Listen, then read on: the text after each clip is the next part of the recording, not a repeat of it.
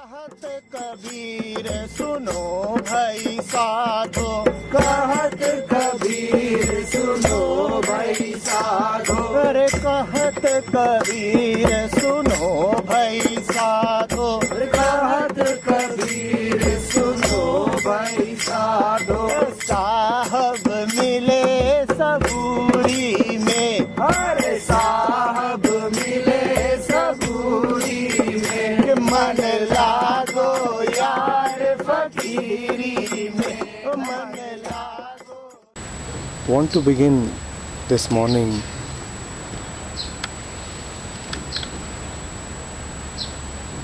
by talking of living in facts versus living in thoughts.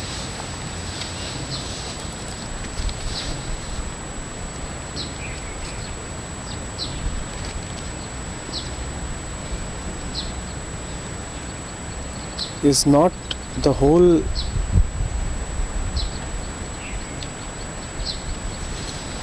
system, the being, personality, even the face, very different when you are there, connected to the fact.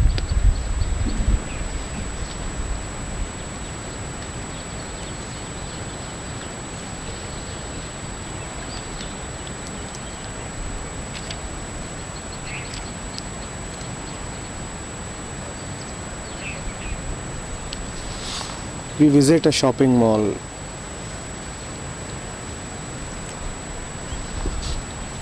Have you observed our behavior when we are there? Have you observed the expression on the face, the whole drive, the whole energy?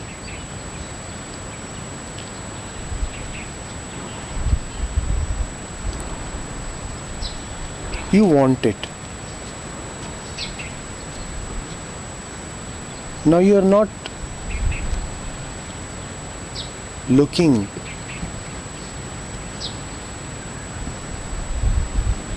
lost, wondering, assuming.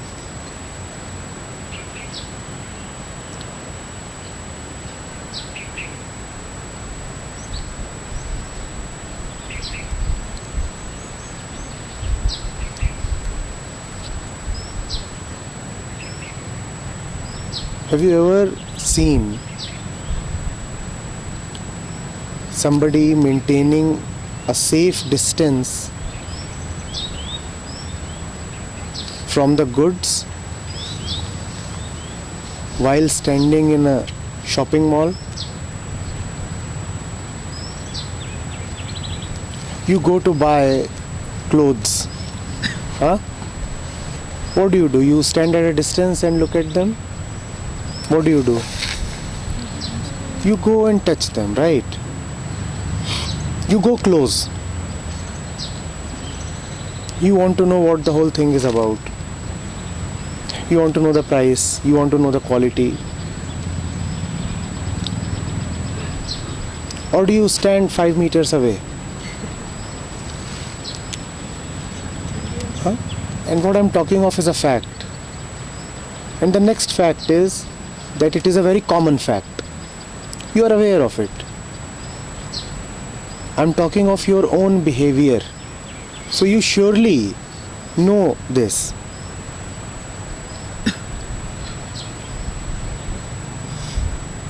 You very well know what happens to your being and your behavior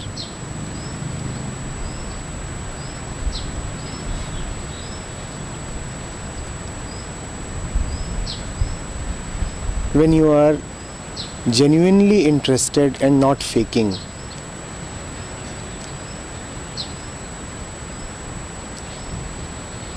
You go to watch a movie.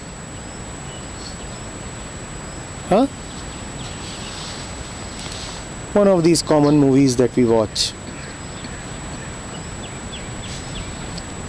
And have you seen how your eyes are glued to the screen and how your ears hear nothing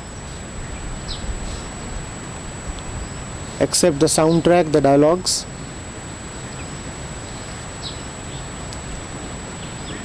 How many people have you seen in a cinema hall looking the other way while watching a movie? Or even looking downwards as if they are introspecting.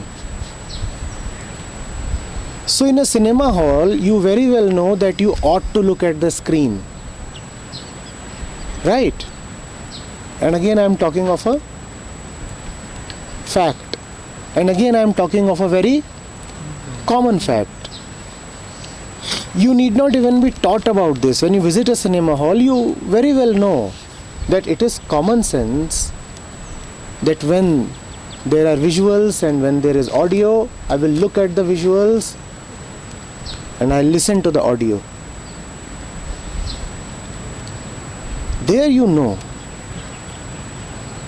And we are talking of, I repeat, one of those common movies that hold really so little value.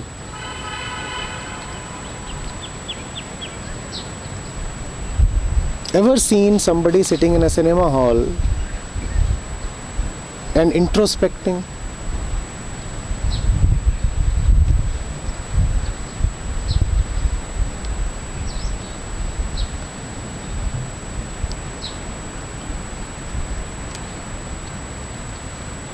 There you very well know that that kind of introspection will be foolish. Even the thought does not cross your mind to stare at your hands or your pen when the visual is right in front of you. The visual is there.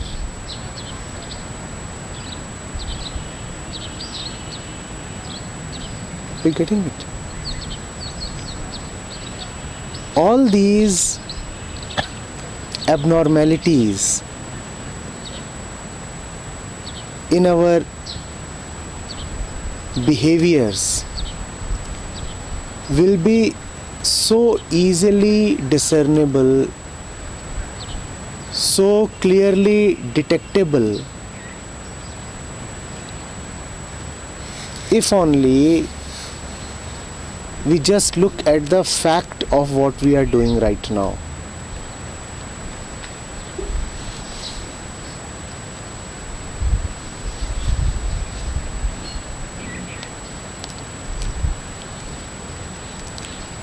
Most people keep saying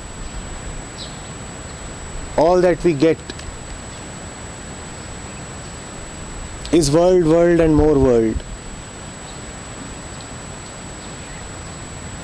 Where is the divine? Why don't we get that? Is the answer not obvious? When the world comes in front of you, your eyes are all open. And you are dying to come close.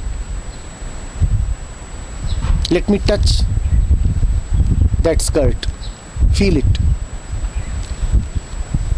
Let me try it out.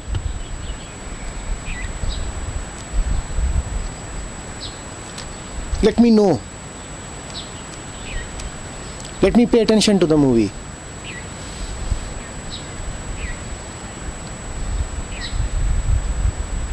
Ever seen a man looking towards the walls when the screen is that side? Ever seen that? Then why does that happen in the sessions?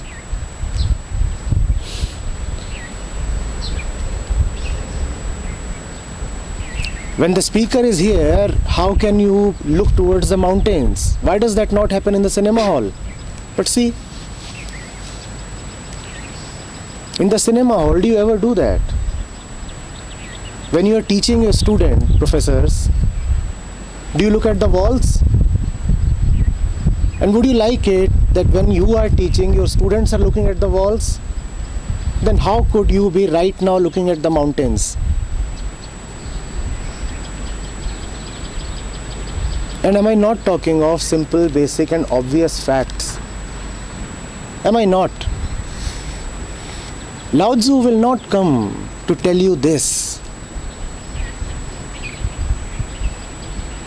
He assumes, he believes, and he knows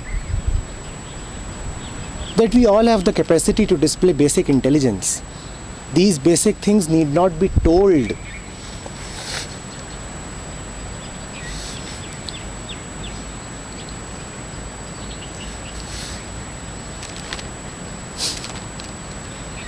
Is it due to some great divine conspiracy that we miss the divine?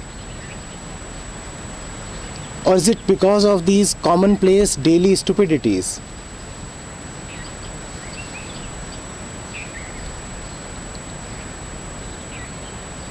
Yes.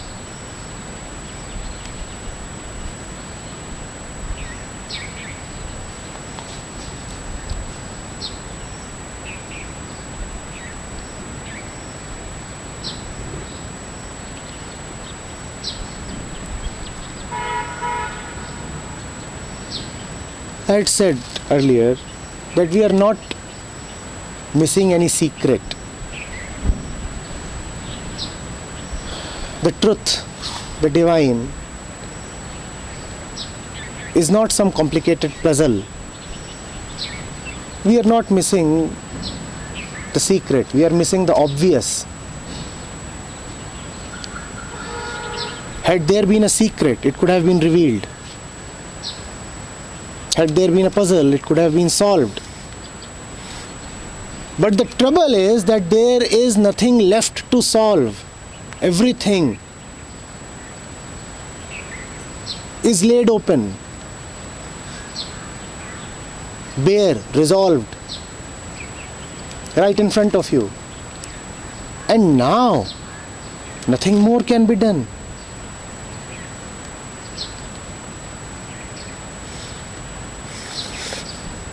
So if it is not happening even now, then it is just because of your own mischief. Now you cannot cite any other reason.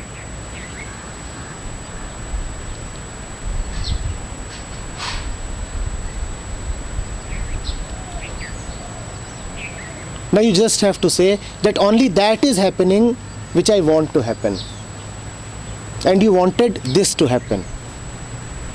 You wanted this suffering to happen and continue. And so it is happening.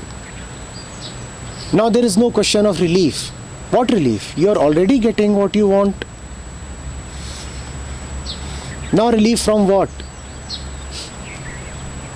Relief from the fulfillment of your own desire.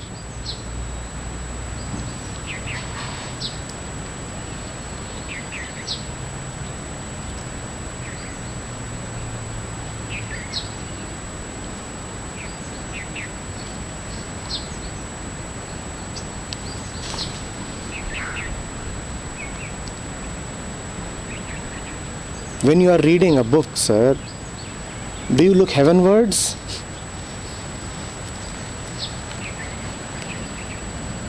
And then if you are talking to the heavens, why do you look bookwards? When you are reading a book, you do not look at the skies, do you? Then when the sky talks to you, why do you look at the book?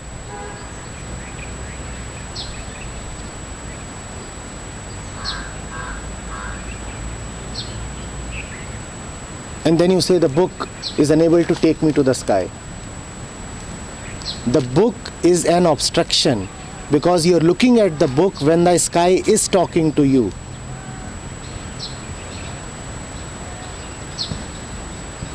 And you are looking at the book hoping that the book will take you to the sky. Raise your head, look upwards, the sky is talking.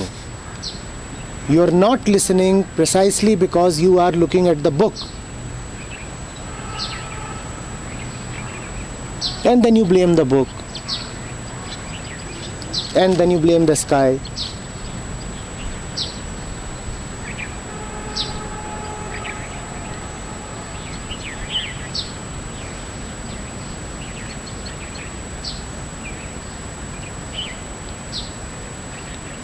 Is it so difficult to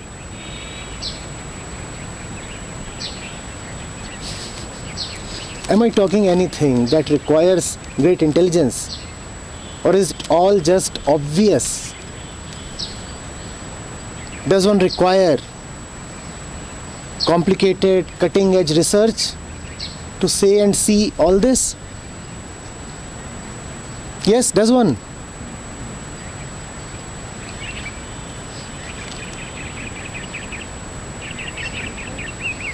Am I coming from somewhere special? Or am I just saying these things as one of you?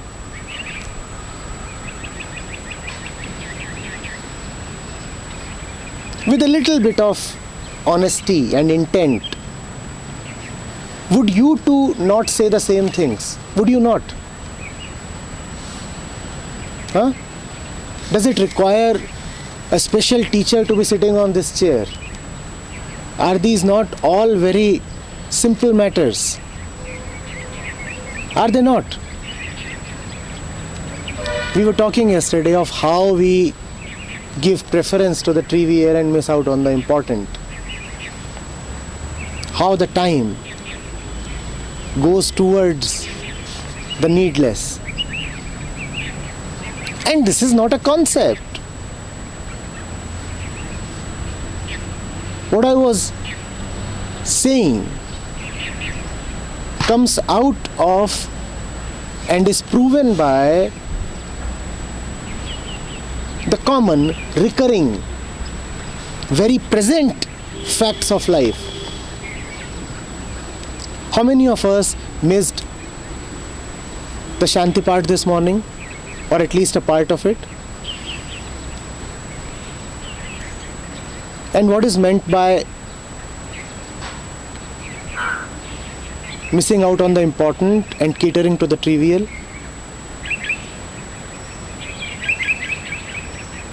What is meant by that?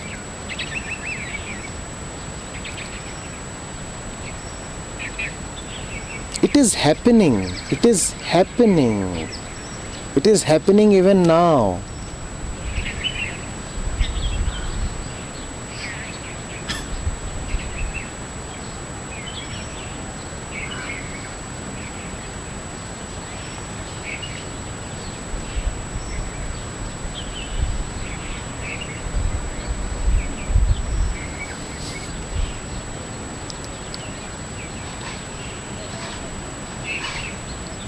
We are just drifting. Sir, we are just drifting, waiting for the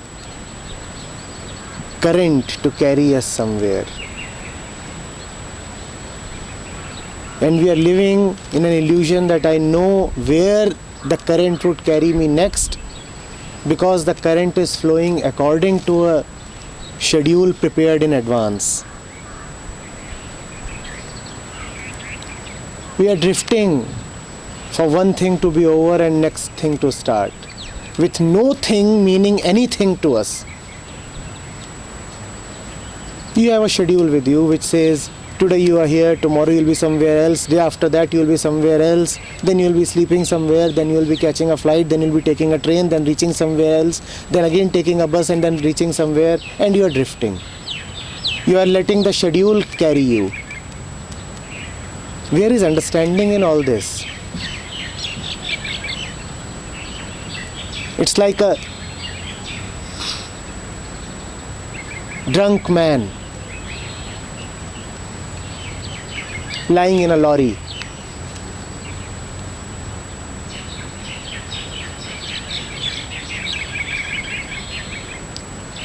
Yes?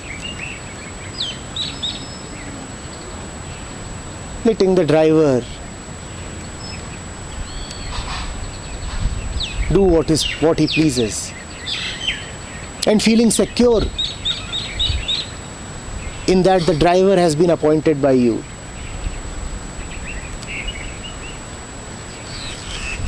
The fact that it is your schedule made by you is not a security. It is a bane, because the lorry is man-made and the driver has been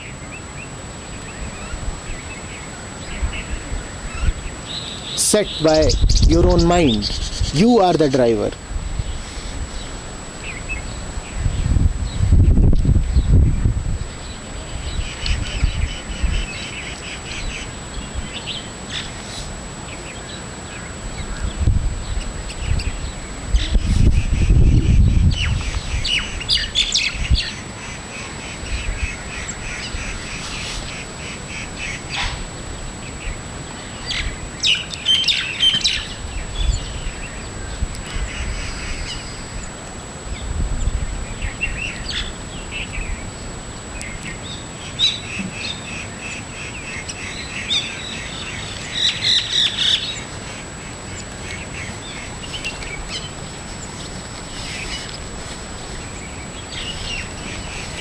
Spirituality is no abstract subject.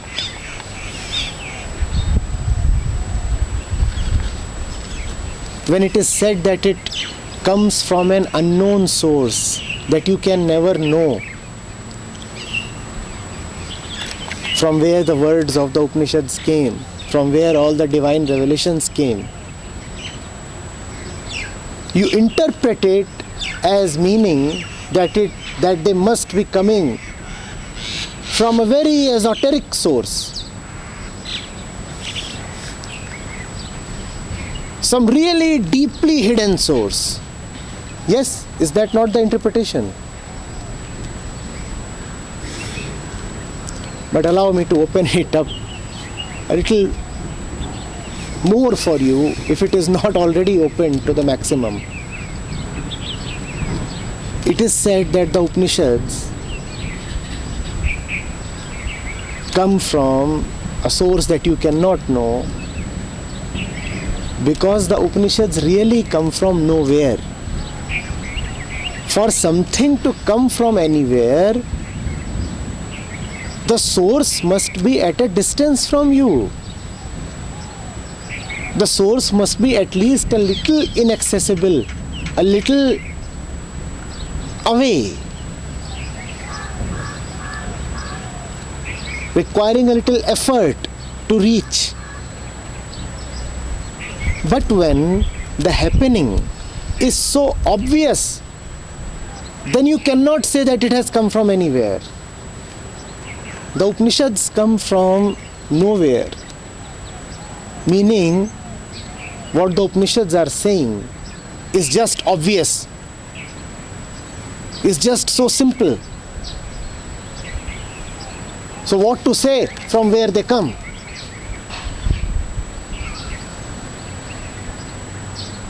They are like the palm of your hand.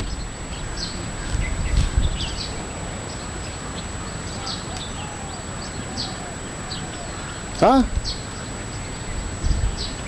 It's simpler to know an Upanishad than to know your thumb, your nails, the back of your hand.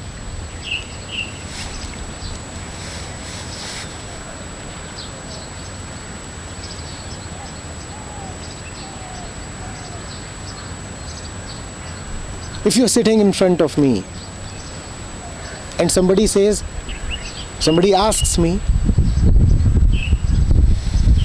how exactly did you learn about her? I will have no answer, because I did nothing to learn about her. What did I do? What did I do? I just saw. So how can I tell you how did I learn about her? Simply, how can the Rishi tell you anything about the source of his utterances? He did nothing to know all that. He did absolutely nothing to know all that. He just saw that as true. Normal seeing is facts. A little more dedicated seeing is truth. But it is all just seeing.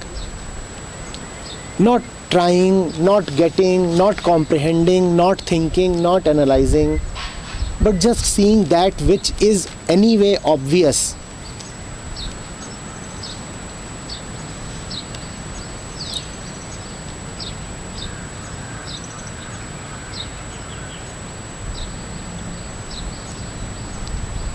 It comes from the Quran.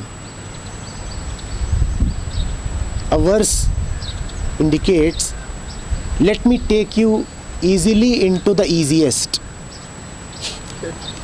The verse says, let me take you easily into the easiest. That's all.